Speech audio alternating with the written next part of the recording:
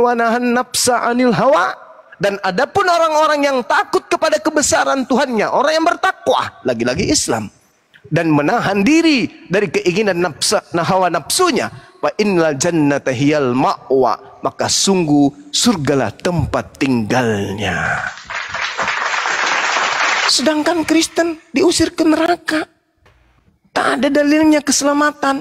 Yang tadi itu mana ada? Yang percaya kepada Yesus minum racun, itu deteksinya. Apakah Anda percaya kepada Yesus? Percaya. Coba minum racun. Ternyata bukan Yesus yang dia percayai. Yang dipercaya adalah makhluk yang keluar dari kubur pada hari ketiga. Pantas saja mati. Kenapa mereka takut minum racun? Kenapa mereka takut dipatuk ular berbisa? Kenapa? Karena mereka percaya kepada makhluk yang keluar dari kubur. Tapi yang dimaksud dalam Markus 16 itu percaya kepada anak Maria. Salah orang, salah oknum. Nama sama, beda oknum. Seperti itu saudaraku. Terus yang tadi, yang di bawah sebelum kau naik, dengarkan baik-baik.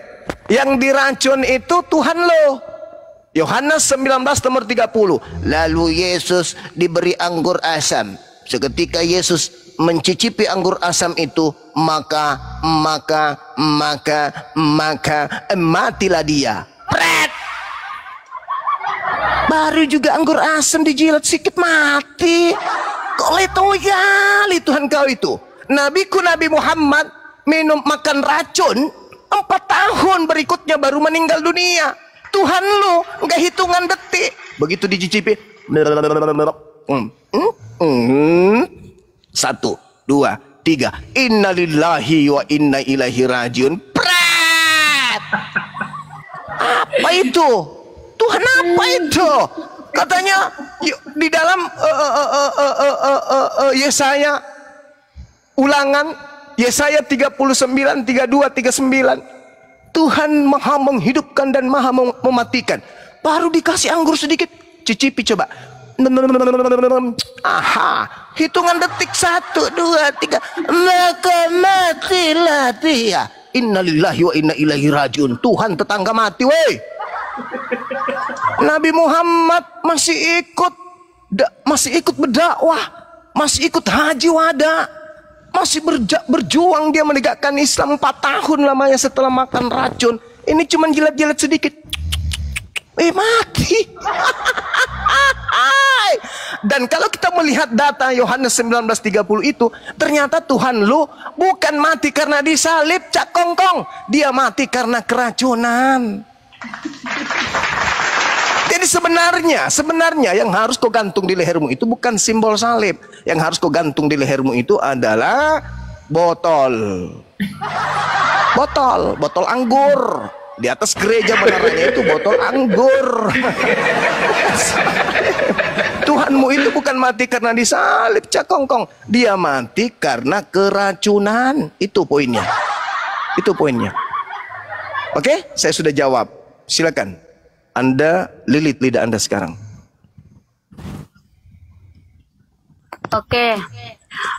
Tadi Anda katakan Maryam 71, apakah semua orang yang datang ke kuburan itu semuanya akan masuk ke dalam kuburan? Itu Anda katakan, artinya Anda mengakui kalau seluruhnya umat Islam mendatangi neraka, kan? Karena tidak semuanya memang pendosa, bahkan orang bertakwa juga masuk, dikatakan di Maryam 71.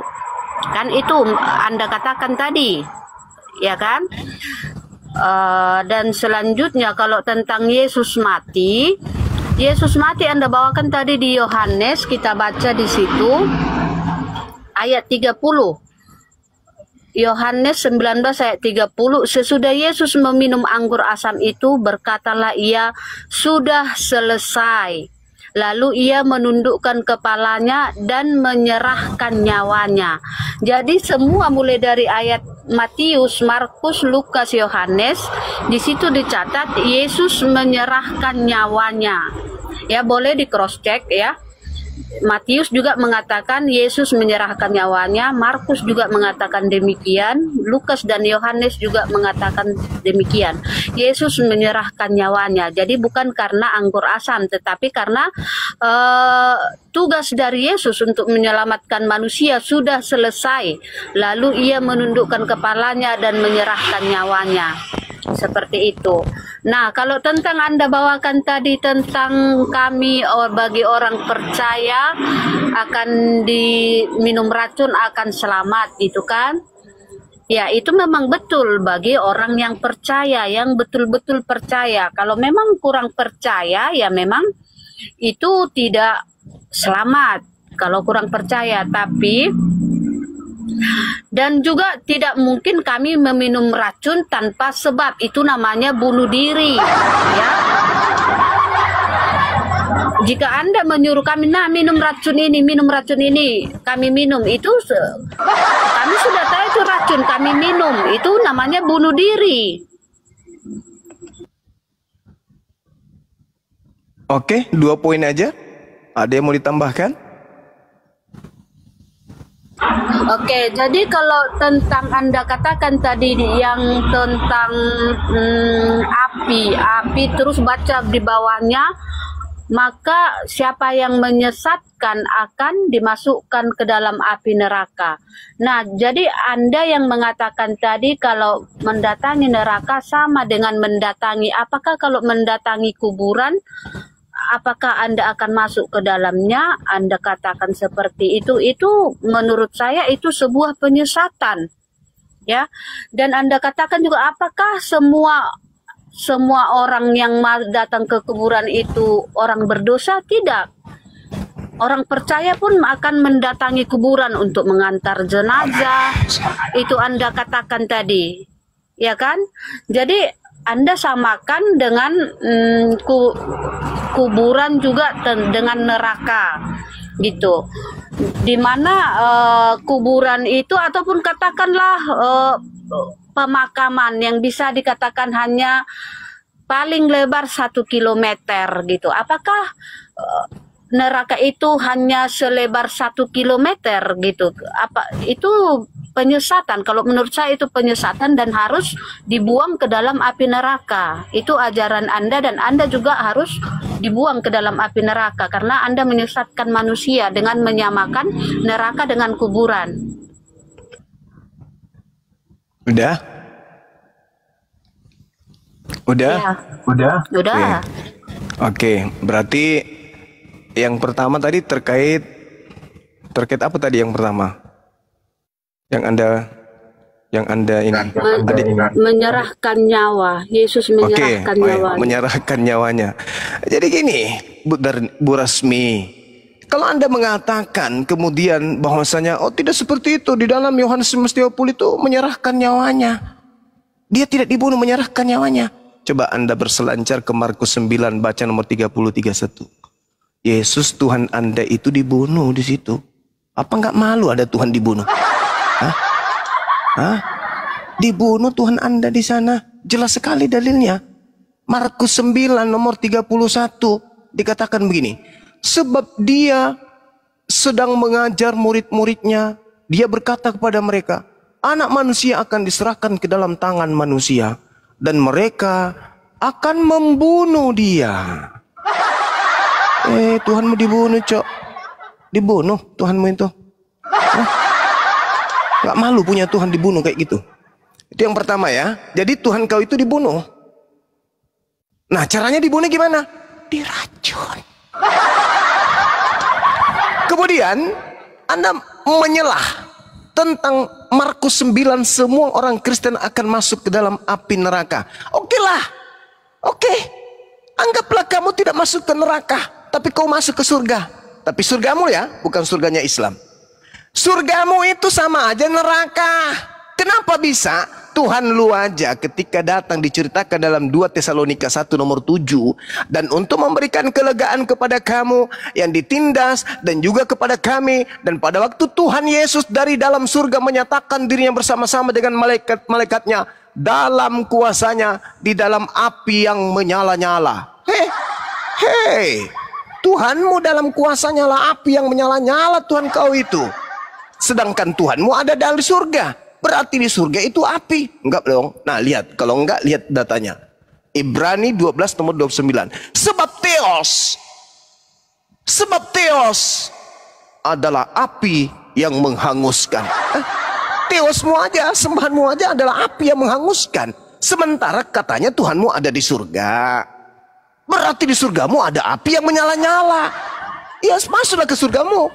Tapi di dalam juga api juga yang kau temui. Sama aja neraka juga itu. Wahyu 12 nomor 7. Maka timbullah peperangan di surga. Mikael dan malaikat-malaikatnya berperang melawan naga. Dan naga itu dibantu oleh malaikat-malaikat. Masuklah dalam surgamu, neraka juga itu. Di dunia aja orang perang antara Irak dengan Amerika aja menderita sedunia. Ini di surga ada perang. Yang perang bukan manusia, cok. Naga berperang dengan malaikat. Maka tidak hancur itu. Daniel 7 nomor 9, 2 Samuel 22 nomor 9, Mazmur 18 nomor 8, Mazmur 29 nomor 7, Ulangan 4 nomor 24. Tuhanmu adalah api yang menghanguskan. Tempatmu kembali itu adalah tempat api. Jadi mau kemana juga, tetap aja kamu akan dikelilingi dan dikepung oleh api. Ketika kau hidup bersama dengan Tuhanmu di surga, kau bersama dengan makhluk yang berada di dalam api yang menyala-nyala. Nggak bisa lolos, udah aku bilang. Kristen itu sudah ditakdirkan menjadi bahan bakar api neraka. Tuhannya ada di neraka, di api yang menyala-nyala. Yang lucu itu ketika ia datang. Yang dituliskan dalam surat Paulus itu apa? Dan untuk memberikan kelegaan kepada kamu yang ditindas. Dan juga kepada kami. Pada waktu Tuhan Yesus dari surga. Menyatakan dirinya. Bersama-sama dengan malaikat-malaikatnya. Dalam kuasanya. Di dalam api yang menyala-nyala, bernyala-nyala. Jadi Tuhanmu di dalam api, cok. Tuhanmu dalam api. Ini saya terkadang membuat saya sedih. Bahkan saya terkadang ingin menangis. Cuman nadanya aku lupa. Tuhanmu datang. Tuhanmu datang. Coba kita lihat dalam kita uji di dalam Daniel. Dalam Daniel berapa itu teman-teman? Daniel 7. Daniel 7 nomor 9 ada lagi tuh yang menggelikan. Dikatakan begini. Sementara aku terus melihat tahta-tahta diletakkan, lalu duduklah yang lanjut usianya. Pakaiannya putih seperti salju dan rambutnya bersih seperti bulu domba. Kursinya dari nyala api dengan roda-roda dari api yang berkobar-kobar. Tuhanmu pakai kursi roda, di mana rodanya itu terbuat dari api. Aku waktu kecil ada film kartun deh yang kayak mirip-mirip ini. Rambutnya api, kemudian dia punya kursi motor apa gitu ya kan ya. Terus dia terbang.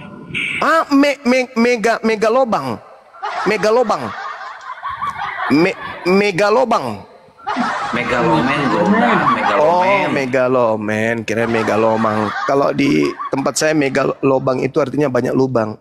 Itu yang kuingat setelah membaca data-data dalam kitabmu. Terus kita harus masuk ke surga dengan penghuninya yang Tuhannya kayak gitu modelnya gitu loh. Hah?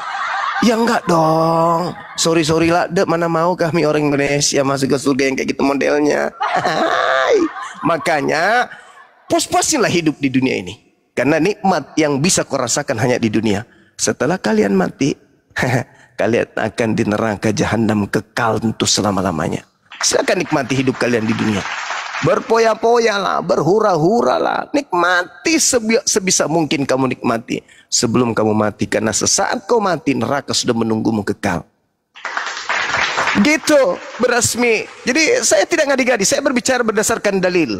Ya, jadi Al-Quran ketika Anda menarasikan tadi neraka mendatangi neraka, berarti neraka itu hanya seperti pemakaman luasnya kuburan. Bukan, maksudnya bukan ke situ, Cak Kongkong. Maksudnya itu adalah Al-Quran surah Maryam 71 itu mendatangi neraka seibarat kita mendatangi pemakaman. Tapi bukan berarti kita adalah orang yang masuk ke dalam kubur. Cuman mendatangi doang, melihat Bu Rasmi dimakamkan. Itu maksudnya. Begitu Bu Rasmi sudah dimakamkan di neraka, kami pulang kembali ke jannah tempat kami berasal.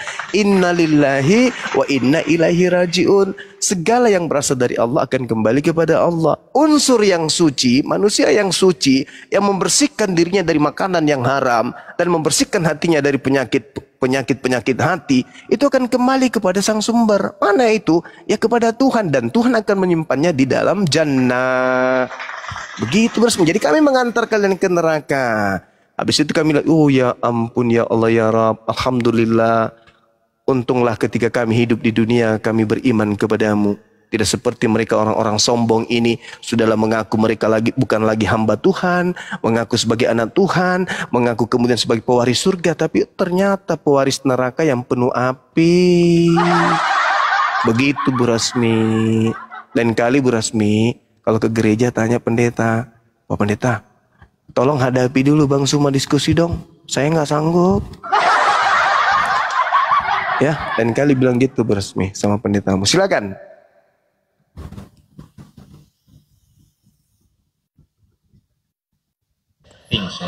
Oke, tadi Anda ini apa ya tadi itu? Tentang garam api, tadi Anda bisa buka di Matius, ya, itu di Matius, garam dunia, ya, Matius 5 ayat 13. Garam dunia dan terang dunia, kamu adalah garam dunia. Jika garam itu menjadi tawar, dengan apakah diasinkan? Tidak ada lagi gunanya dan akan dibuang dan diinjak orang. Jadi yang Anda bawakan tadi, saya katakan sekali lagi, itu bukan tentang neraka, ya, tetapi tentang kehidupan. Bagaimana cara kita mengendalikan sifat-sifat kita di dalam kehidupan ini. Karena jelas di sini juga dikatakan jadilah garam dunia. Artinya garam itu digaram dengan api yang baik, seperti itu ya. Dan kalau tentang yang Anda bawakan tadi, Theos atau Tuhan kami itu adalah api yang menghanguskan. Tuhan kami akan menjadi api yang menghanguskan bagi orang-orang yang sesat, yang tidak mau bertobat. Gitu ya, simpel aja saya katakan itu ya. Tuhan kami akan menjadi api yang menghanguskan bagi orang-orang yang tidak mau bertobat. Tetapi jikalau kita mau bertobat, maka Tuhan kami itu Tuhan yang paling baik yang pernah ada, gitu ya. Oke, jadi gini Bu Rasmi, kalau Anda cerdas sedikit aja, jangan baca Quran terlalu berat, baca Bible aja. Khususnya bagaimana perlakuan orang-orang Yahudi terhadap Kristen zaman itu. Di dalam 2 Yohanes 1, orang-orang Yahudi diajarkan begini. Jikalau seorang datang kepada kamu dan ia tidak membawa ajaran ini, janganlah kamu menerima dia di dalam rumahmu, dan janganlah memberi salam kepadanya. Sebab barang siapa memberi salam kepadanya, ia mendapat bagian dalam perbuatan yang jahat. Jadi orang-orang Yahudi itu Bu Rasmi diajarkan untuk tidak menerima orang Kristen di rumah mereka. Bahkan memberi salam kepada orang Kristen aja mereka dilarang. Barang siapa yang mengucapkan salam kepada orang Kristen, maka mereka dianggap pelaku kejahatan. Dan pelaku kejahatan ya tentu di neraka. Jadi orang Yahudi menerima orang Kristen dalam rumah mereka, memberi salam kepada mereka orang Kristen, maka orang Yahudi itu diancam neraka. Begitu bencinya orang Yahudi kepada orang Kristen, boro-boro mau masuk di surga orang Yahudi, orang Kristen ini. Belum lagi ketika kita berbicara mengenai data di dalam kitabnya orang Yahudi. Misalnya kita lihat di dalam Ulangan ya, atau kita lihat dalam Yesaya 52 nomor 1. Terjaga-jagalah, kenakanlah kekuatanmu seperti pakaian, hai Sion. Kenakanlah pakaian penghormatanmu, Hai Yerusalem, kota yang suci, sebab tidak seorang pun yang tidak bersunat atau yang najis akan masuk lagi ke dalammu. Ini ke Yerusalem baru, orang-orang Kristen tidak boleh masuk. Gak boleh masuk. Itu dalil di dalam kitabnya orang Yahudi. Kemudian, jangankan ke dalam Yerusalem, ke dalam rumah ibadah orang Yahudi aja gak boleh dia, orang Kristen ini. Yehezkiel 44, nomor 6, nomor 7, nomor 8. Gak boleh.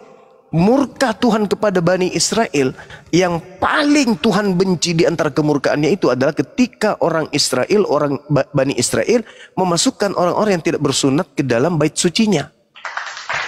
Jadi kalau dalam bait suci aja orang Kristen tidak boleh masuk, ke Yerusalem aja orang Kristen tidak boleh masuk, apalagi ke surga. Kalau bukan ke surga lalu kemana lagi? Ya kata Yesus, ya ke neraka. Yang memanggil aku Tuhan, bernubuat mengusir setan, ke neraka. Situlah tempatnya Kristen. Jadi tak ada jalan Kristen ini masuk ke surga, itu nggak ada. Nggak ada jalan. Ya, Kristen itu tempatnya di neraka. Jadi kalau berbicara mengenai surah Maryam ayat 71, ya jelas. Orang zalim di neraka. Siapa zalim ini? Ya orang kafir.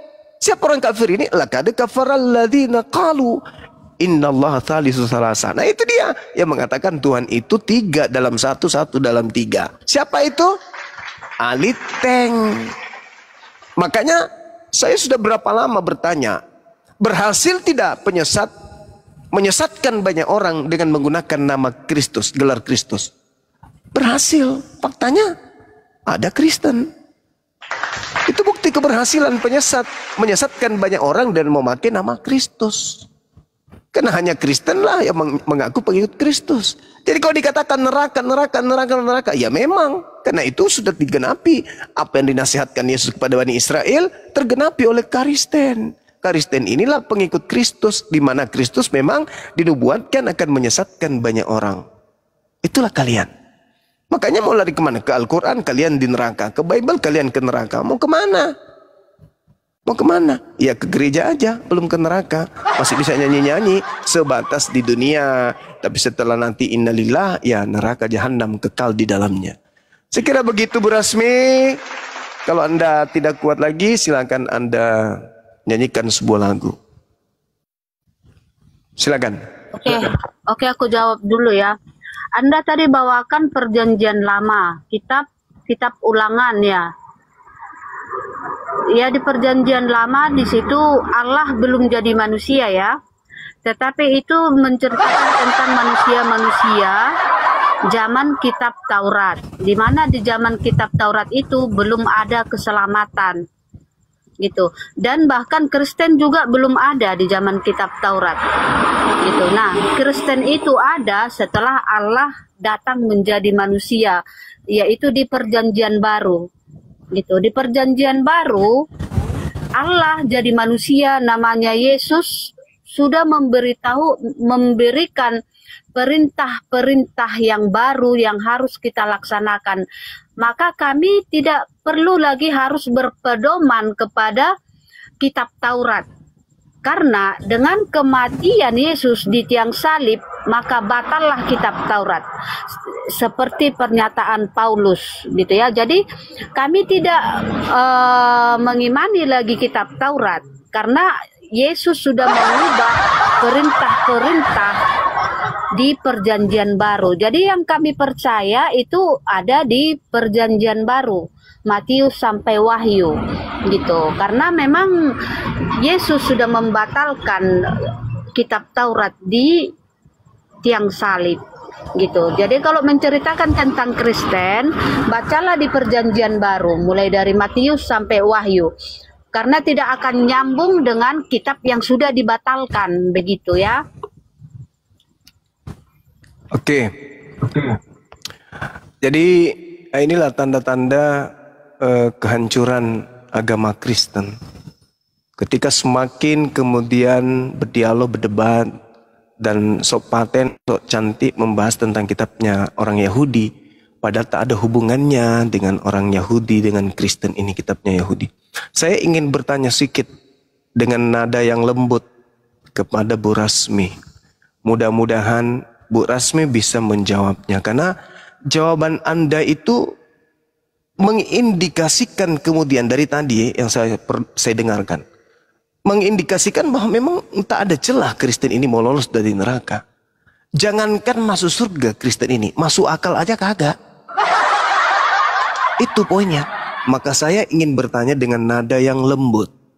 Bu Rasmi, sekiranya hukum Taurat itu tidak dibatalkan, masih berlaku sampai hari ini, apakah memang hukum Taurat itu berpengaruh kepada Kristen? Apakah memang hukum-hukum yang ada di dalamnya ketika masih berlaku sampai hari ini itu ada kaitannya dengan Kristen? Ketika masih berlaku, misalnya, jangan kau makan babi karena itu haram bagimu. Apakah larangan makan babi ini juga berlaku kepada kalian Kristen? Coba Anda jawab berdasarkan data bahwa memang andai saja hukum Taurat masih ada hari ini, masih berlaku, maka itu akan mengikat juga orang Kristen. Di mana dalil itu tertulis? Silakan. Oke, kalau untuk umat Kristen tentang makan babi itu haram, itu tidak berlaku lagi karena Yesus katakan memang bukan sejak kapan? Makanan. Ya, Bu Rasmi, ada memang ayat, kapan? ya, Sabar. ada ayat yang mengatakan. Sabar Bu Rasmi. Ya.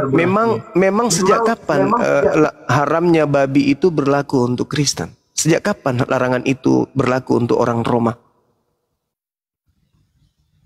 Ya, kalau untuk orang Kristen, babi tidak haram, tidak berlaku.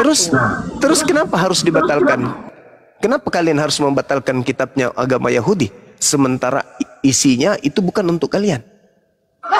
Bukankah ini cuma propaganda setan untuk melegalkan ajaran penyembahan terhadap Kristus?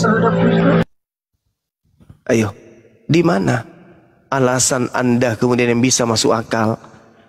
Dibatalkan Torah itu karena tidak berlaku lagi. Yang berlaku sekarang adalah emang kalau masih berlaku lagi hari ini, itu mengefek sama Kristen. Emang ada perintah di dalam hukum Taurat itu untuk orang Kristen? Kan tidak ada. Terus kenapa kalian mendoktrin dunia? Taurat sudah dibatalkan untuk kita. Sejak kapan Taurat untuk kita? Hah? Inilah cara-cara iblis menyesatkan manusia. Kalian bebas makan babi. Kalian bebas-bebas begini-begini. Emang sejak kapan di luar Yahudi diperintahkan yang makan babi? Sejak kapan kita orang Indonesia disuruh sabat? Sejak kapan? Perintah-perintah Tuhan yang datang kepada Nabi Musa itu hanya untuk kaum Bani Israel. Jadi kalaupun Torah masih berlaku hari ini, tak ada hubungannya dengan kita. Terus kenapa pandai-pandaian orang Barat dalam hal ini Kekaisaran Romawi mengatakan, menggaungkan, dunia, ya paman, hukum Taurat sudah batal loh. Hah? Batal untuk siapa? Ya untuk kita. Mama, sejak kapan hukum-hukum yang untuk Bani Israel untuk kita, Cak Ayu? Ini cuman tipu muslihat aja. Tipu muslihat biar dianggap paten gitu loh. Tak ada hubungannya. Ketika hukum Taurat masih berlaku sampai hari ini, apa buktinya? Orang Yahudi masih ada hari ini. Orang Yahudi masih memegang tradisi Taurat sampai hari ini. Kristen bebas-bebas aja tuh. Nggak ngapa-ngapain, nggak menjalankan Taurat, karena memang bukan untuk mereka. Orang Kristen adalah Kristus. Itu kalian harus pegang erat-erat. Kristus itu kalian punya. Jangan kalian bawa-bawa nyamar-nyamar. Taurat udah dibatalkan. Sampai-sampai kalian dengan moncong kalian mengatakan Taurat itu perjanjian lama. Kata siapa Taurat itu perjanjian lama? Taurat itu perjanjian baru Tuhan kepada Bani Israel. Yeremia 31, 31 sampai 33. Aku Tuhan akan mengadakan perjanjian baru dengan Bani Israel dan Bani Yehuda. Apa perjanjian barunya? Aku Tuhan akan memasukkan hukum Taurat ke dalam batin setiap Bani Israel. Jadi Bani Israel punya perjanjian baru namanya Torah. Datang Kristen, bukanlah dia punya kitab. Tak ada hubungannya dengan dia. Sosokan mendoktrin dunia. Torah itu perjanjian lama loh. Sebab perjanjian baru itu adalah Lukas, Markus, Galatia, Filipi, Kaliki, Padale. Itu cerita-cerita yang dibangun dari mimbar gereja doang. Nggak ada di kitabnya orang Yahudi. Jadi kalau berlaku pun Torah hari ini, Bu Rasmi, sampaikan ke pendeta-pendetamu. Bang Suma bilang, kalaupun Torah hari ini masih berlaku, sebagaimana ucapan Yesus, Lukas 16:17, sebelum bumi dan langit lenyap, tidak setitik pun dari hukum Taurat itu akan dibatalkan. Paulus, Efesus 2 nomor 15, dengan matinya Yesus Kristus di atas tiang salib, dia telah membatalkan hukum Taurat beserta segala perintah yang ada di dalamnya. Panipu. Yesusnya mengatakan, Matius 5 nomor 19, barang siapa yang meniadakan hukum Taurat meskipun yang paling terkecil dan mengajarkan kepada orang lain, maka dia akan menempati tempat terhina dalam kerajaan langit. Ketepak. Berarti Kristen ini adalah betul orang-orang yang akan menempati tempat terhina. Apa itu? Neraka. Kenapa? Karena mereka merasa Torah itu untuk mereka. Lalu setelah begitu mereka hapuskan. Padahal sebenarnya nggak ada hubungannya. Orang Kristen mau makan babi, orang Kristen mau ke gereja hari Minggu, hari Sabtu, hari Mukti, hari Yanto, hari Mau, terserah dia. Toh tidak ada hubungannya dengan aturan Tuhan kepada Bani Israel. Mau dia bersunat, tidak bersunat, mau dia makan babi, mau tidur dengan babi, kawin dengan babi, tak ada hubungannya dengan hukum Torah. Kristen itu nggak ada. Jadi lisan-lisan Kristen itu mengatakan, kami masih menganut Torah. Pret. Hanya orang bahlul yang bisa kalian tipu. Hukum Taurat itu hanya untuk Bani Israel. Bahkan kalau Anda baca Ulangan 5 itu ngeri kali. Kau baca Ulangan 5 itu. Apa yang diucapkan di sana? Hukum yang aku terima, yang Musa terima dari Elohim untuk disampaikan kepada Bani Israel, itu tidak berlaku untuk nenek moyang kita. Tetapi hanya berlaku untuk kita yang hidup, yang ada di sini saat sekarang ini. Bukan untuk Kristen yang muncul beberapa abad kemudian. Antara Kristen dan Musa dan kitab Ulangan itu kurang lebih 1700 tahun. Alamak, sadarlah, sadar. Woi, Kristen-Kristen yang masih mencintai keselamatan akhiratnya, sadar. Ulangan 5 itu menyatakan bahwa hukum Torah itu hanya mengikat kaum Israel saja. Ulangan 33 nomor 1, nomor 4. Hukum Taurat adalah hak milik kepunyaan daripada Bani Yakub. Kalian siapa? Bani siapa kalian? Bani apa kalian ini? Bukan Bani Yakub kalian. Kalau bom itu Edis itu Bani kampret. Kalian bukan Bani Yakub. Hukum Torah itu hanya untuk Bani Yakub. Jadi Kristus telah mati menebus kita dari kutuk Torah dengan jalan menjadi kutuk, karena kita di situ bukan kalian. Kita di situ adalah orang-orang Yahudi yang hidup di tengah-tengah bani asing. Bukan untuk kalian. Kristus itu mati. Baca lagi di dalam Galatia 4 nomor 5. Yesus menebus orang-orang yang takluk di bawah hukum Torah. Ketepak.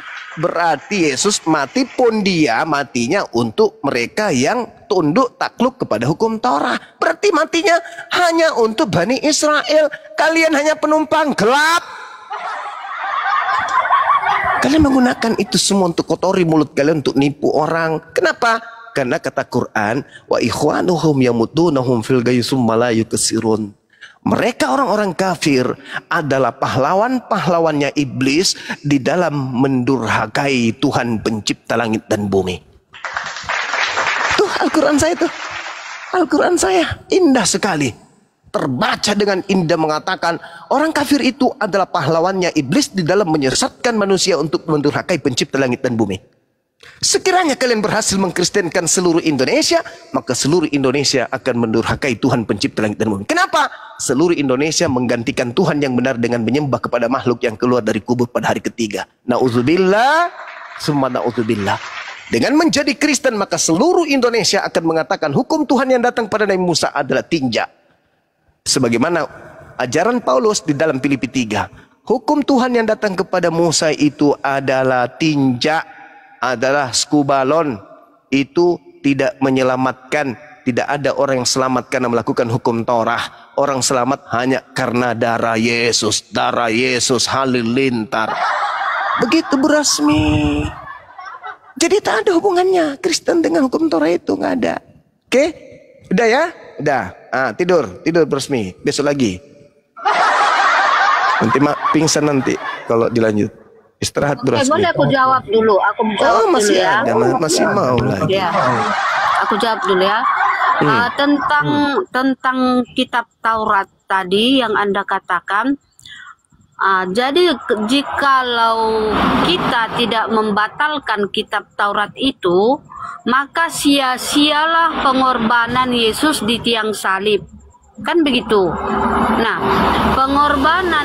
pengorbanan Yesus di tiang salib itu tujuannya untuk menyelamatkan manusia dari siksaan neraka. Gitu. Nah, jika Anda masih menjalankan kitab Taurat, maka penyelamatan Tuhan Yesus tidak berlaku bagi Anda. Begitu dia. Makanya Anda mengimani Maryam 71, di mana umat Islam semuanya masuk neraka karena tidak mengakui pengorbanan Yesus di tiang salib. Di kitab Taurat itu penyelamatan Yesus belum ada, gitu kan? Makanya manusia-manusia di kitab Taurat itu semuanya masuk neraka. Nah, di abad ke-1 Yesus menyelamatkan manusia di tiang salib. Artinya disitulah dengan kematian Yesus di tiang salib batallah kutuk kitab Taurat. Kan begitu.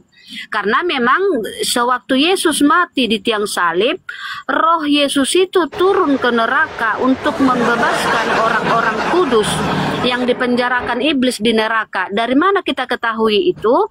Buka di tanda yang diberikan kepada angkatan yang jahat, yaitu 3 hari 3 malam Yunus berada dalam perut ikan. Begitu juga dengan anak manusia berada dalam perut bumi selama 3 hari 3 malam. Nah, selama 3 hari 3 malam di dalam perut bumi, anak manusia membebaskan orang-orang kudus dari penjara iblis di neraka. Nah, jadi jika kalian tidak mengimani Yesus menyelamatkan kalian di tiang salib turun ke perut bumi, makanya Islam tidak selamat. Maryam 71, Anda semua mendatangi neraka. Itu maksudnya Bang Juma. Ya. Oke. Ya, itu maksudnya jika masih mengimani kitab Taurat, maka kalian akan mendatangi neraka. Nah, tetapi kenyataannya, Bu Rasmi dijawab dulu sama Bang Juma. Bu Rasmi dijawab dulu. Iya, bentar. Ya, sedikit lagi. Bu Rasmi dijawab dulu. Bu Rasmi di bawah dengerinnya ya. Bu Rasmi di bawah dengerinnya. Apa dulu Bunda? Jadi apa ya bilangnya, mau lari kemana kita menjelaskan orang ini, padahal akarnya saya sudah cabut, tapi tidak ngeh juga, pura-pura gitu loh. Yukhadi'una allaha walladzina amanu wa ma yakhda'una illa anfusahum wa ma yash'urun. Hendak menipu Allah, hendak menipu kita di sini, tapi sebenarnya dia menipu diri dia sendiri. Pembela Yesus di dalam Yohanes 7, pembela nih, ada seorang Nikodemus membela Yesus. Apa kata Nikodemus? Orang banyak ini yang tidak mengenal hukum Taurat, terkutuklah mereka. Yesus mengatakan orang yang tidak menjalankan Taurat, terkutuk mereka. Tuhan dalam perspektif Yudaism, Hashem, Ulangan 27 nomor 26, terkutuklah orang yang tidak melakukan hukum Taurat dengan perbuatan. Loh, Iblis datang justru menghapuskan Torah itu supaya tidak ada orang terkutuk. Melakukan perlawanan. Seakan-akan mengatakan begini, enak aja lu. Kan tidak semua orang mampu melakukan itu. Ngapain lu kasih-kasih peraturan-peraturan hukum Taurat segala? Hah, ngapain? Udah hapus. Itu sabotase. Tuhan yang mengatakan sendiri loh. Ulangan 27 nomor 26. Terkutuklah manusia yang tidak melakukan hukum Taurat dengan perbuatan. Iblisnya marah. Enak aja lu orang-orang harus melakukan hukum Taurat. Jangan dong. Gak usah lah ikut bikin-bikin aturan kayak. Biarkan manusia bebas. Biarkan aja manusia itu bebas. Akhirnya bikin aturan sendiri. Menghapus atau Taurat itu. Tapi lucunya, namanya manusia tidak berakal. Berotak tapi tidak berakal. Dia mengatakan begini dalam konsep agamanya. Kita seluruh manusia ini sudah jatuh ke dalam dosa oleh karena kakek kita Adam alaihissalam. Mana dasar pijakanmu? Roma 5 nomor 12 katanya. Oke? Oke. Kita ikuti alurnya. Adam mewariskan dosa kepada keturunannya sehingga ia dilemparkan keluar dari jannah, Gan di Eden, taman di Eden. Dilemparkan dari surga gara-gara melanggar satu aja perintah Tuhan. Keluar dia dari surga, dikutuk keturunannya. Lalu bagaimana dengan Kristen yang melanggar ratusan perintah Tuhan? Kalau Adam aja cuman satu doang dilanggar, biasnya dampaknya kepada seluruh keturunannya dikutuk. Bagaimana dengan keturunan-keturunan orang-orang Kristen ini? Yang mana bapak eyangnya, kakeknya, buyutnya, tulangnya, opungnya, semua perintah Tuhan dilanggarnya. Masih pantaskah orang seperti ini masuk ke surga? Adam aja sudah di surga, melanggar satu perintah dikeluarkan dari sono. Ini ada orang mimpi, belum pernah ke surga, mau tinggal di surga kekal dengan cara menghapus semua perintah Tuhan. Alasannya sudah nggak relevan. Yang sekarang itu adalah kasih. Kasih apa? Kasih apa sekarang? Sedangkan kasih konsep dalam Yahudi yang disebut kasih itu ketaatan. Ketaatan. Kasihilah Tuhanmu. Dengan cara apa? Kamu mengasihi Tuhan? Ngomong aja, kasihi Tuhan aja. Begitu. Sorry ya. Mengasihi Tuhan itu harus tunduk berserah diri, menjalankan segala perintah-perintah Tuhan. Di mana dalilnya? Ulangan 11 nomor 1. Yosua 22 nomor 5. Yang disebut kasih adalah mentaati segala perintah-perintah Tuhan untuk dijalankan. Kasihi Tuhan, baru bisa selamat. Nah, Kristen bagaimana mau mengasihi Tuhan sementara perintah sudah dihapus semua? Apa yang Kristen sekarang mau lakukan atas perintah Tuhan? Sabat batal, jangan membunuh batal, kasihi Tuhanmu batal, kasihi orang tuamu batal, hormati orang tuamu batal, jangan bersaksi dusta batal, jangan jangan mengingini milik orang lain batal. Apalagi batal semua dengan matinya Yesus. Mana dalilnya? Efesus 2 nomor 15. Dengan matinya Yesus, Dia telah membatalkan hukum Taurat beserta bersama seluruh segala semua perintah-perintah yang ada di dalamnya. Perintah yang ada di dalamnya apa? Jangan ada ilah lain selain daripada aku. Batal, berarti boleh mengadakan ilah lain. Jangan berzina. Batal, berarti boleh ketepak. Jangan mencuri. Batal, berarti boleh ketepak. Apa lagi? Makanya dikatakan di dalam kitabnya mereka di Galatia 4 nomor 7 ya. Jadi kamu sekarang ini bukan lagi hamba, melainkan anak. Jikalau kamu anak, maka kamu juga adalah ahli-ahli waris oleh Tuhan.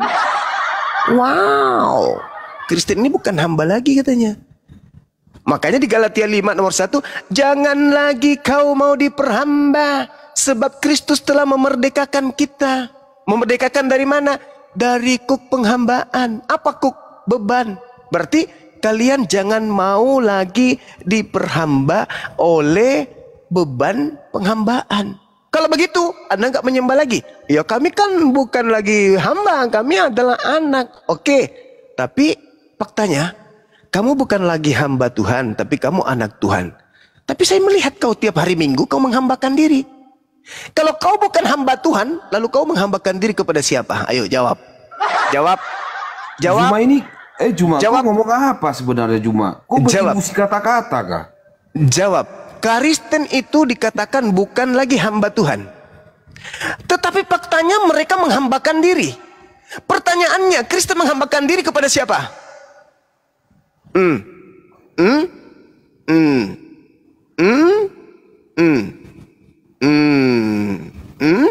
Kalian berbondong-bondong tanpa perintah Tuhan ke gereja menyembah kepada Kristus. Itu kau sudah menghambakan diri kepada siapa? Ayo. Ayo. Juma, kau sebenarnya ngomong apa ya sebenarnya Juma? Kau berilusi kata-kata, tapi nol pembuktian sejarah gitu loh. Juma, diajarkan di dalam kitabnya ya kan? Kristen Galatia 4 nomor 7.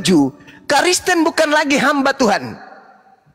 Bahkan dikatakan dalam Galatia 5 nomor 1, jangan, kalian adalah orang-orang merdeka. Kamu, Kristus telah memerdekakan kamu dari kuk penghambaan kepada Tuhan. Bahkan Kolose 2 nomor 16 dan seterusnya. Jangan lagi kamu mau diatur tentang makanan minuman, tentang hari raya, tentang hari Sabat. Jangan kamu diatur itu. Kamu adalah orang-orang merdeka. Oke. Tapi fakta, sabar dulu saudara. Sabar. Sobar. Dikatakan di dalam kitabmu sendiri, Kristen bukan lagi hamba Tuhan. Tapi saya melihat hari Minggu orang Kristen menghambakan diri. Pertanyaan saya, Kristen ini hamba siapa? Kristen ini menghambakan diri kepada siapa pada hari Minggu? Jawab, silakan.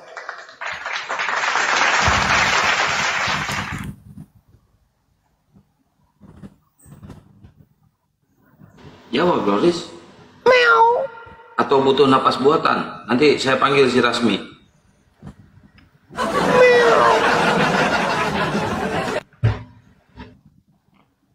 Meow.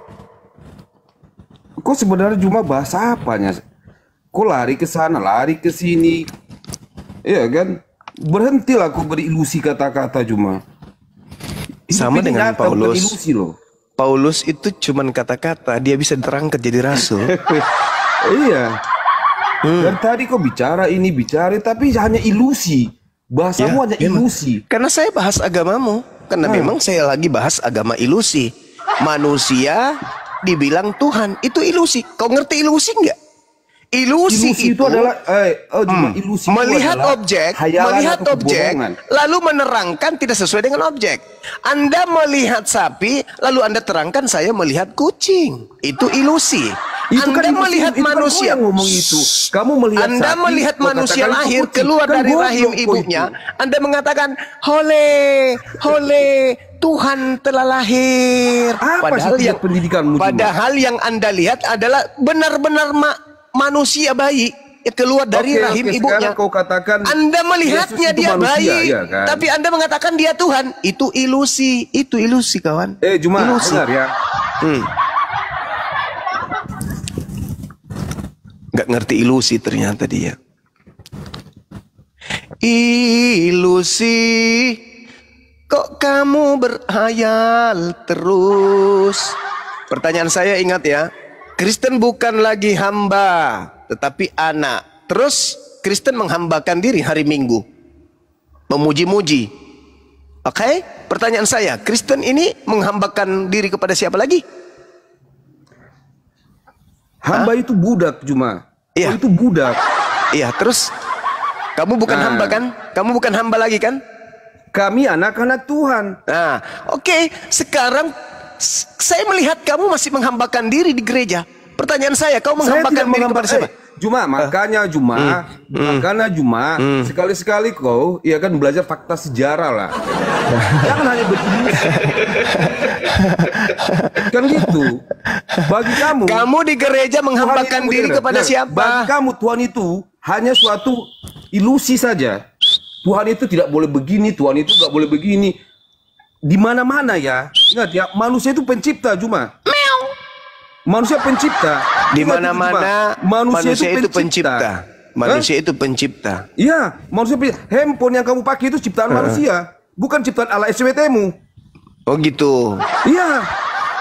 Masker yang kau tutup mukamu itu ciptaan manusia. Memang ada di zaman nabimu masker. Terus? Hah? Pesawat yang kalian pakai ke Mekah sana itu ciptaan manusia. Manusia itu pencipta. Memang ada di zaman nabimu pesawat. Terus apa hubungannya dengan tema kita ini? Ya, karena kamu udah lari kemana-mana, Po. Pembahasan lari ke Adam, Masalah lari ke generasi. ini. Pertanyaan Kita saya, kedatangan orang gila ya. Kristen bukan lagi hamba Tuhan. Pertanyaan saya, kalian menghambakan diri di gereja itu kepada siapa? Kami, Juma dengar ya, Juma ya. Kami ke gereja sebagai tempat persekutuan. Persekutu dengan setan. Bersekutu dengan Tuhan. Kami bersekutu. Tuhan bersekutu. Loh, memang iya. Tahu kau arti definisi sekutu, Juma? Tahu kau apa arti Apa sekutu? itu? Apa itu bersekutu? Apa? Arti sekutu aja kau nggak tahu. Iya, saya bertanya samamu apa? Kan kau apa? Coba dulu. Apa? Bersekutu adalah apa? Langsung Hidup jawab berdampingan dong. dengan Tuhan. Langsung jawab. Bersekutu apa? Hidup berdampingan. Hidup berdampingan. Terus apa? Coba Kamu dulu. bertetangga. Memang Bertetangga iya. dengan Tuhan. Makanya ada istilah negara sekutu. Ngerti kau? Kau ngerti nggak? Yang disebut bersekutu itu adalah Apa? satu tunggu. Kata Apa? bersekutu. Tunggu saya jelaskan. Kasihan kali dia. Bersekutu itu artinya kerjasama, berserikat, kemudian apalagi ya, kerjasama, berserikat, kemudian itu dalam konteks bisnis dan politik. Berkoalisi. Kamu bisnis dengan Tuhan begitu? Hah? Berkoalisi. Kamu berbisnis apa dengan Tuhan lo? Apa? Kamu berbisnis apa dengan Tuhan lo? Mengenal dia jauh lebih baik. Mengenal dia, bukan bersekutu itu namanya. Itu namanya menghambakan diri, coples. Makanya dibilang kau itu bersekutu dengan setan. Berarti kau masih menghambakan diri di gereja. Pertanyaannya, kamu menghambakan diri kepada aku siapa? bilang, makanya ada istilah persekutuan. Persekutuan itu hubungan yang berkaitan dengan sosial, politik, bisnis. Itu persekutuan. Nah, kamu bisnis apa dengan Tuhan lo? Bisnis darah ya? Bisnis darah? Bisnis daging? Kau bisnis apa dengan Tuhan? Kau bersekutu. Kau bersekutu dengan setan, itu baru cocok. Sama-sama membuat satu politik untuk menjebak anak manusia agar masuk ke neraka. Itu baru masuk otak. Karena Kristen itu melalui pengakuan mereka, Galatia 4 nomor 7, pendirinya mengatakan Kristen bukan lagi hamba Tuhan. Tapi di gereja mereka masih menghambakan diri. Ternyata menghambakan diri bukan kepada Tuhan, tapi kepada Senggal dong. Masalah generasi. Bersekutu nih ya. Bersekutu nih ya. Berbisnis sama siapa deh sana? Berkongsi nih ya. Berkongsi dengan siapa di sana? Makanya aku bilang kalian itu sering bersekutu dengan setan kan? Iya, kita yang dituduh. Yang bersekutu itu kan kamu. Kami ke rumah ibadah kami bukan pergi bersekutu di situ. Yuh yang mengaku. Kami ke gereja itu pergi bersekutu. Maksud lu ke gereja cari kutu atau apa ini? Malu-maluin aja Oten kau. Dia yang bersekutu, kita yang dituduh. Dasar goblok. Masalah generasi. TK Chip. Selamat malam, selamat pure. TK Chip. Bersekutu dengan Tuhan. Tuhan itu tidak bersekutu dengan manusia. Tuhan itu Khalik yang berhak untuk diibadahi, bukan dianggap sebagai partner sekutuan segala. Kerjasama dengan Tuhan. Mau kerjasama dengan apa dengan Tuhan? Tugas lu cuma beribadah. Bersekutu dengan setan, iya. Bersekutu dengan Tuhan, mama Berkoalisi. Masalah generasi. Tengoklah Kau anak-anakku sekalian. Apa? Allah kami itu Tuhan ya? Apa? Yang kalian sembah itu Tuhan? Yang kamu sembah itu Tuhan? Ya iyalah, yang kami sembah pencipta langit dan bumi. Jelas itu, Tahun bukan berapa ciptaan. Allah SWT menciptakan langit dan bumi ini? Apa? Tahun berapa Allah SWT? Tahun berapa ini? Pertanyaan apa ini? Pertanyaan konyol. Tapi segala sesuatu, ya, segala sesuatu yang tertulis, yang tertulis, yang katanya benar-benar nyata, itu kan fakta sejarah, peristiwa sejarah. Terus? Tahun berapa Allah SWT menciptakan langit dan bumi? La yus'al amma yaf'al. Abad ke-7. Apakah abad ke-7 itu? Apakah abad ke-7 itu tidak ada langit dan bumi? Pasang otakmu ya. Kalau kau diskusi sama aku, pasang otakmu. Pasang otakmu baik-baik. Nabi Muhammad datang menyatakan, Allah Subhanahu wa Ta'ala kemudian menyatakan diri di abad ke-7 karena utusannya hadir di abad ke-7 bernama Nabi Muhammad. Allah menyatakan diri kemudian di tahun 1400 sebelum Masehi karena pada tahun itu utusannya bernama Musa ada pada zaman itu. Tuhan menyatakan diri di abad pertama karena utusan Tuhan ada pada di tahun itu. Kamu itu mentang-mentang sering bersekutu, otak nggak jalan. Nanya tanggal penciptaan alam semesta gimana sih? Yesaya 5:16, pencipta langit dan bumi itu maha suci lagi maha tinggi. Bahasa Arabnya Subhanahu wa Ta'ala. Singkatnya SWT. Bukan Kristus. Dasar koplak. Berarti Tuhanmu itu nanti ada ketika dia abad pertama gitu. Karena tak ada gelar Tuhan Kristus itu kepada Bani Israel. Malah gelar-gelar Tuhan yang ada di Bani Israel itu persis sama seperti gelar Asmaul Husna dalam Islam. Mana ada coba Tuhannya orang Yahudi digelari Kristus? Mana ada? Nggak ada itu. Udah kau pulang dulu, cebok air 1 sendok. Baru naik ke sini. Aneh-aneh aja. Terus ada orang bertanya tahun berapakah diciptakan alam semesta? Itu melasa. Pencipta, Tuhan yang datang yang mana yang kau kenal? Dia sebutlah nanti Bapak, Theos Bapak. Kapan, tahun berapa Theos Bapak menciptakan alam semesta? Pasti lidahnya mutar-mutar. Kalau kita dalam Al-Quran jelas ditanya seperti itu, ini mengenai pekerjaan Allah itu nggak ditanya. La yus'alu amma yaf'al wa hum yus'alun. Dia Allah tidak ditanya tentang apa yang dikerjakannya. Tetapi makhluklah, manusialah yang akan ditanya. Apa yang telah kau lakukan ketika kau hidup di bumi. Itu yang baru masuk akal. Tuhan kok ditanya, kenapa kau menciptakan ini? Apa alasanmu menciptakan ini? Apa tujuanmu? Maksudmu apa? Ya, itu mah makhluk.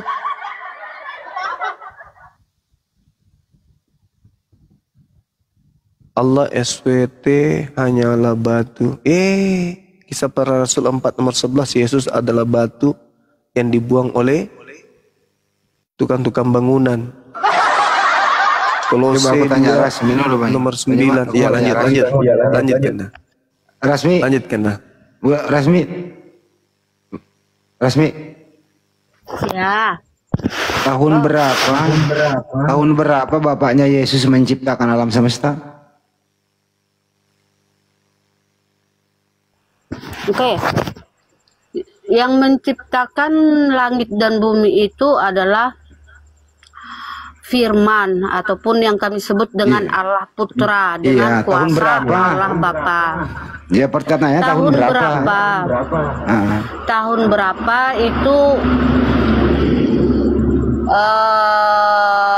di zaman kitab Taurat aja. Tahun berapa? Tahun berapa?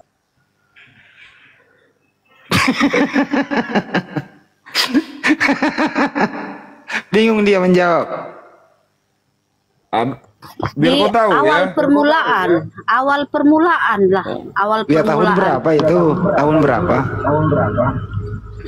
Tahun 1 sebelum Masehi. Jadi tahun 1 sebelum Masehi diciptakan alam semesta. Iya. Buset dah, tahu bahasa. Pak Juma, tahun 1 sebelum Masehi diciptakan alam semesta, udah dijawab. Masaki memang ini. Enggak, gini Juma. Kau bilang kan Allah SWT pencipta langit dan bumi, ya kan? Itu yang berbicara Allah SWT-mu kepada. Udah. Iya, pencipta langit dan bumi lah, pastilah. Namanya Tuhan, pasti dia mengklaim, akulah yang menciptakan segala sesuatunya. Pasti Tuhan. Tuhan yang menciptakan langit dan bumi pasti Tuhan. Dan Tuhan yang menciptakan langit dan bumi itu kami kenal dengan nama Allah. Ke siapa Tuhan berbicara itu? Ke siapa Tuhan berbicara itu? Akulah ke siapa dia berbicara? Kepada nabi-nabi Tuhan saya berbicara. Loh, kok ke nabi-nabi? Nabi mana yang menyembah SWT-mu? Lah, semua nabi itu menyembah Nabi kepada mana? hakikat pencipta langit dan Nabi bumi. mana yang menyembah SWT-mu? Orang gila kau ini. Ngapain sih babi ngepet naik? Kakang udah ada gua kick, enggak babi ngepet dinaikin lagi. Orang gila. Yang namanya Tuhan itu pasti SWT, nggak mungkin tidak. Kecuali Anda ingin mengatakan Tuhanmu adalah Tuhan yang najis, kotor, rendah. Tuhan itu pasti maha suci. Tuhan itu pasti maha tinggi. Kami mengenalnya Subhanahu wa Ta'ala, disingkat SWT. Ya Allah, ya Karim. Ada nggak Tuhan Maha Gondrong, Bang Juma? Ada, mana ada Tuhan maha gondrong. Tuhan SWT yang artinya apa? maha suci SWT lagi maha artinya tinggi. Tuhan itu maha suci maha tinggi. Itu saya tanya dulu Bu Rasmi, apakah Tuhan Anda maha suci lagi maha tinggi? Ya, benar. Berarti SWT. Sekarang Anda menolak, bukan SWT ya? Maksudnya barusan kau bilang Tuhanmu maha suci maha tinggi. Orang-orang Quraisy juga ketika ditanya, siapa Tuhanmu? Allah. Tapi mereka tidak menyembahnya. Hanya bisa menyebutnya, samanya seperti kamu. Kutanya, siapa? Apakah Tuhanmu itu maha suci maha tinggi? Iya, berarti SWT dong. Berarti kau mengakui Tuhanku. Tapi kau menyembah kepada yang lain. Makanya kami tuh kalau kamu tanya, mana wujudnya Tuhanmu? Ya nggak bisa. Kenapa? Karena Tuhan saya maha suci. Sedangkan makhluk, mau digambarkan apapun makhluk itu, pasti tidak suci, tidak maha suci. Contoh, kamu membersihkan kotoran dengan menggunakan air. Berarti air ini suci dong. Ya, coba kau simpan air 1 minggu, 1 bulan, 1 tahun. Air itu akan berubah menjadi lumut, menjadi kotoran, menjadi hitam, menjadi tempat nyamuk dan seterusnya. Padahal itu adalah alat untuk mensucikan. Alat untuk mensucikan aja itu bisa ternoda, tidak menjadi suci. Kenapa? Karena posisinya makhluk. Sedangkan Allah itu bukan makhluk, maka dia tidak masuk ke dimensi makhluk. Anda ingin mencari Tuhanku, kau ke masjid, cari Tuhanku, ada nggak di saat gambarnya atau patungnya kayak di tempat kalian? Nggak ada. Kenapa? Ketika kami teriak, ya Rob, maka Tuhan kami mendengar. Anallah sami alim, dan Tuhan kami maha mengetahui. Makanya Tuhan kami nggak turun ke bumi. Kenapa? Karena Tuhan kami maha mengetahui. Tuhan kami meliputi alam semesta. Tak ada yang lolos dari pengawasannya. Maka Tuhan tidak perlu turun, karena dia bukan makhluk. Yang turun ke bumi makhluk. Kenapa dia kudu turun ke bumi? Karena dia tidak tahu kalau dia tidak turun, maka dia turun. Kenapa dia bergerak menemui pohon ara? Karena dia tidak tahu kalau dia tidak mendekat ke pohon ara. Siapa yang mengambil jubahku? Kenapa dia bertanya? Karena dia makhluk. Karena dia tidak tahu. Alam semesta ini adalah pengetahuan Tuhan. Jadi tak perlu Tuhan yang maha tahu ini untuk turun ke bumi, karena dia sudah tahu segala-galanya. Itulah Tuhan yang betul. Makanya Tuhan itu tidak mensifati makhluk karena tidak terikat oleh relativitas waktu dan perjalanan dan ruang. Itulah Tuhan yang betul. Sedangkan Tuhan lo, bangun. Kenapa? Ada badai. Tuhan dibangunkan karena ada badai. Tidur di perahu. Iya. Itu bukan Tuhan, itu makhluk. Kalau Tuhan kami bukan disifati seperti itu. Makanya orang beriman itu orang yang sampai kepada tingkat pencapaian makrifat kepada Tuhan. Itu orang beriman. Makanya iman itu hanya ada di Islam. Di Kristen ada iman. Kristen hanya yakin, percaya. Tapi level iman tidak dimiliki oleh orang Kristen. Cuman ikut-ikutan aja nyebut kata iman itu. Karena di Indonesia, di luar Indonesia orang Kristen tidak tahu apa itu iman. Begitu berasmi. Jadi Tuhan itu maha tahu. Orang Islam mandi aja mereka malu untuk telanjang. Kenapa? Karena Tuhan menurut umat Islam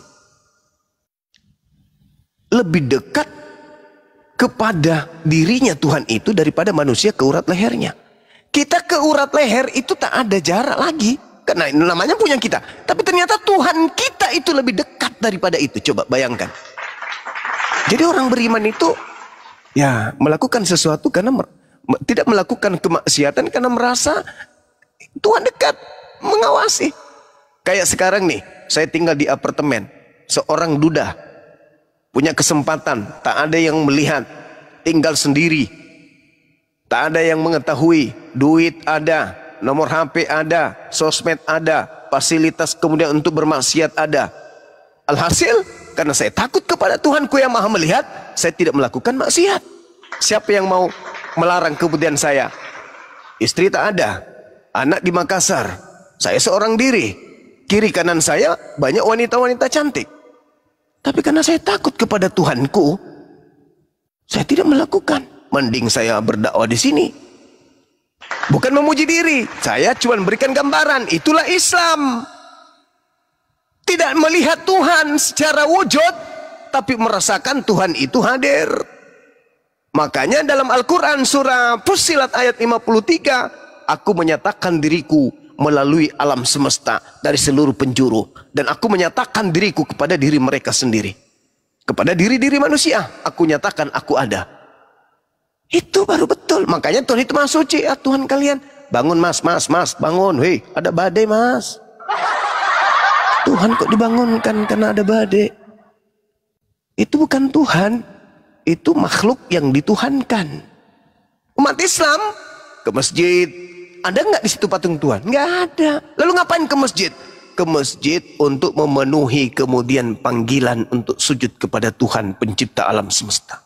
Bukan pergi bertemu Tuhan di situ. Nggak ada Tuhan di sana. Tuhan nggak perlu kita bertemu. Kenapa? Tuhan bertemu dengan kita setiap saat.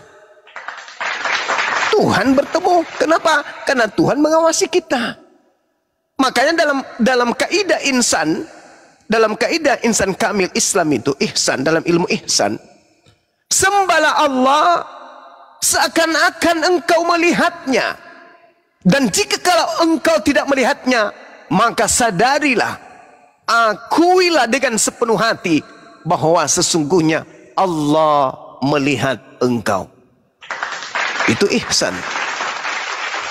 Makanya orang yang memahami tentang kaidah ma'rifat, kemanapun dia pergi selalu terjaga dirinya dari kemaksiatan, takut kepada Allah. Kalau orang munafik, Tuhan kan nggak ada ustadz di sini, nggak ada murid-murid saya, anak-anak apologet, kapan lagi maksiat yuk. Itu orang yang tidak mengenal Tuhan. Kalau orang sudah mengenal Tuhan, maksiat itu sulit untuk ia lakukan. Kalaupun dia jatuh, habis air matanya tuh ketika dia menyesali perbuatannya. Begitu Bu Rasmi. Ya kalau kalian, Tuhan kami akan datang. Dia akan datang dengan kursi roda-roda api. Itu bukan Tuhan, itu megalobang. Begitu Bu Rasmi. Jadi ketika kami ditanya apakah Tuhanmu itu maha suci, jelas. Lah Tuhanmu kok ada nanti di abad ke-7? Kata siapa? Tuhan menyatakan dirinya kepada seluruh umat manusia melalui satu manusia, yaitu Nabi Muhammad. Makanya dikatakan, ya ayuhan nas, inni rasulullahi ilaikum jami'a. Kalau Yesus, ya bani Israel, inni rasulullahi ilaikum. Nabi Musa juga begitu. Ya bani Israel, inni rasulullahi ilaikum. Bani Israel. Tapi kalau Nabi Muhammad, ya ayuhan nas, wahai seluruh manusia, aku adalah utusan Tuhanmu untuk kepada kalian semua. Itu. Tuhan yang mana? Ya Tuhan cuma satu, Cok. Tuhan yang mana? Cuma satu Tuhan itu. Yang mana? Yang maha melihat dan maha mendengar. Mana dia? Nggak bisa kau lihat. Karena hal yang kau bisa lihat itu adalah makhluk. Kau menengok ke kiri, ada dinding. Kau bisa melihatnya karena dia makhluk. Kau menengok ke depan, ada aspal. Kau bisa melihatnya karena dia makhluk. Kau melihat ke atas, ada langit. Kau bisa melihatnya karena dia makhluk. Pencipta langit dan bumi, ketika kau melihatnya berarti dia makhluk di bumi ini. Sementara Allah tidak mensifati hal tersebut. Begitu. Jadi Tuhan yang benar adalah ketika kita berseru, Allahu Akbar, Allahu Akbar. Tuhan yang maha besar mendengar hambaku sedang memujiku. Hayya 'alas shalah. Hambaku sedang memanggil manusia-manusia yang lainnya yang terpanggil terketuh hatinya untuk beribadah menyembah kepadaku. Itu. Jadi kami tidak menentukan, oh ini Tuhan kita buat patung Tuhan kita yuk bikin fotonya karikatur. Enggak ada itu berhala, itu pagan. Makanya dalam kitabnya orang Yahudi 2 Samuel 7:22, pencipta langit dan bumi yang maha adil, yang maha tinggi itu tidak serupa dengan apapun. Laisa kamislihi syai'. Yeremia 10:6, tidak ada yang serupa dengan Tuhan pencipta langit dan bumi. Itulah yang diterangkan, itulah yang kami sembah. Apakah karena kami tidak melihat maka Tuhan itu tak ada? Bukan. Tuhan itu mutlak ada. Mutlak ada. Gak mungkin tidak ada. Buktinya apa? Ini alam semesta. Tidak mungkin alam semesta ini ada kalau tidak ada yang mengadakan. Nah, yang mengadakannya itulah Tuhan yang kami sebut Allah. Ada enggak yang menciptakan alam semesta ini? Ada pasti. Siapa itu? Tuhan. Mana dia? Ya kita nggak tahu.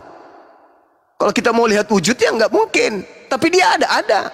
Maka apa tugas kita? Beribadah. Tapi bagaimana cara kita ibadah? Kan dituntun oleh kitab suci, oleh nabi-nabi yang diutus. Tapi bagaimana kita tidak melihat? Ibadah aja. Kau menyembah kepadanya, dia melihatmu. Dia mendengarkanmu. Bisikan hatimu pun dia tahu. Maka tugasmu hanya beribadah. Ya sudah kalau gitu. Allahu Akbar. Wahai engkau yang maha besar. Alhamdulillahi Rabbil Alamin. Segala puji engkau, Tuhan alam semesta. Ar-Rahmanir Rahim. Engkau yang maha pengasih lagi maha penyayang. Dia melihat, oh hambaku lagi menyembahku, hambaku lagi memujiku, hambaku lagi menundukkan diri kepadaku. Tidak mesti kita harus mana Tuhan saya, mayatnya Tuhan saya kemana ya, hilang dia ambil orang. Itu pagan, seakan-akan Tuhan itu punya kelemahan sampai dia harus seperti itu modelnya. Tuhan yang betul tidak punya kelemahan. Tidak ada kemudian setitik apapun di atas muka bumi ini yang lepas dari pengawasannya. Itu baru Tuhan. Itu baru Tuhan. Nah itulah yang kami sembah. Jadi jangan cari mana Tuhan yang umat Islam. Tidak ada. Loh, alam semesta ini nyata Tuhan itu ada. Adanya diri kita ini bukti Tuhan itu ada. Dan Tuhan dalam Islam diperkenalkan dengan nama Allah.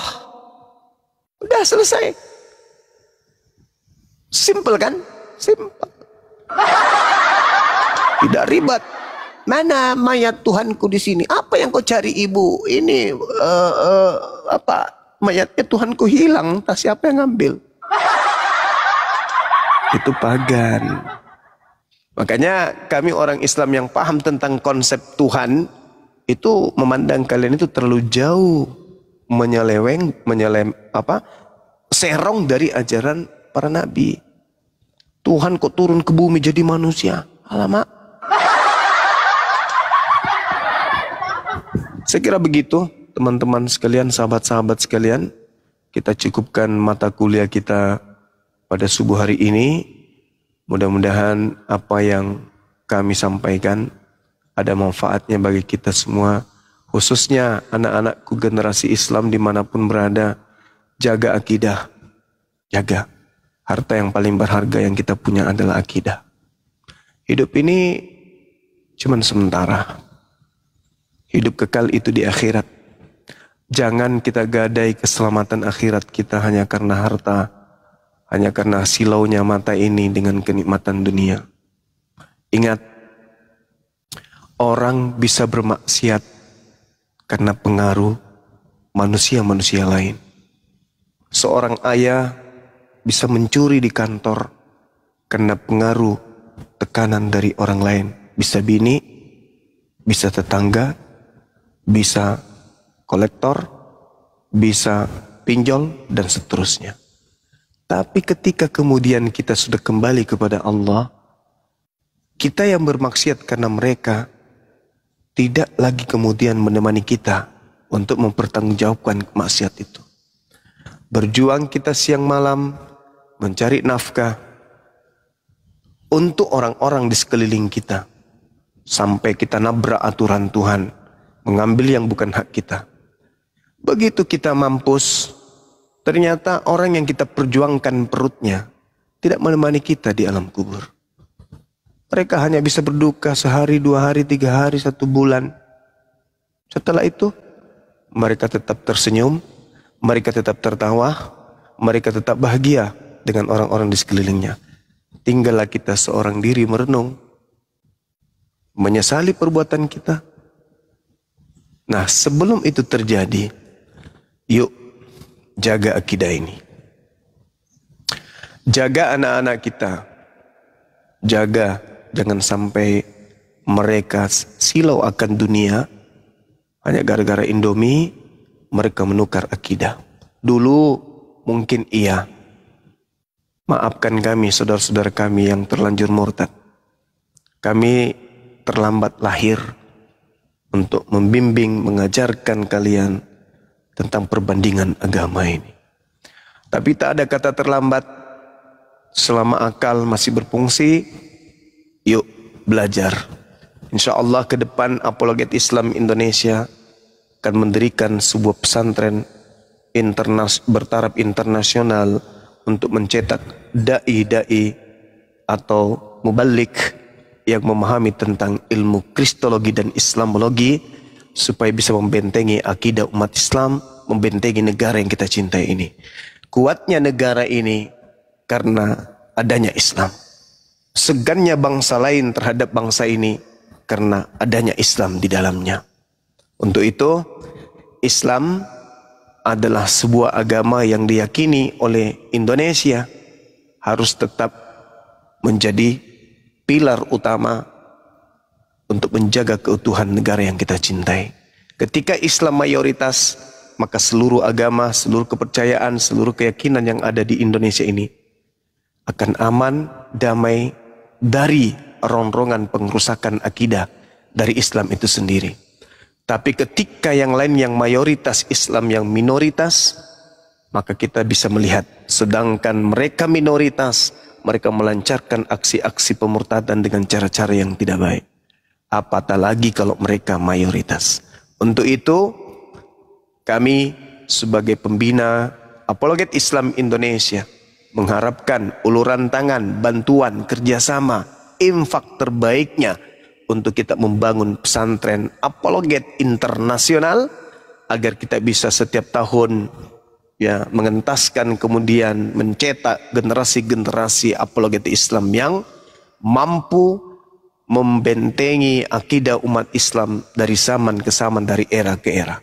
Demikian dari saya sebagai orang yang dituakan di sini, dengan hormat kepada abang saya, Bang Marcelo. Ada satu kebanggaan, Bang Arif, Masya Allah.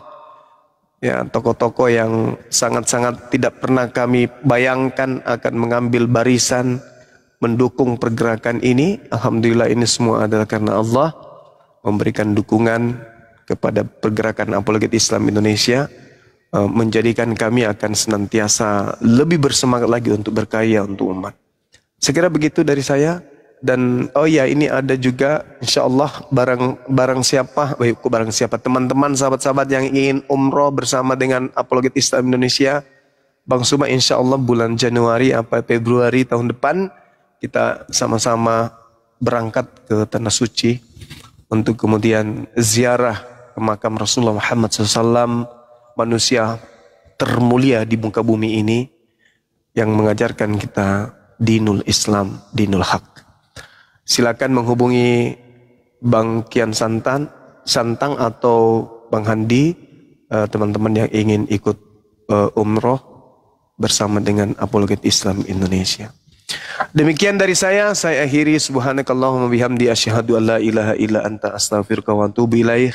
Salam tauhid, salam satu Tuhan. Jayalah Islam kita, jayalah Indonesia kita. Assalamualaikum warahmatullahi wabarakatuh.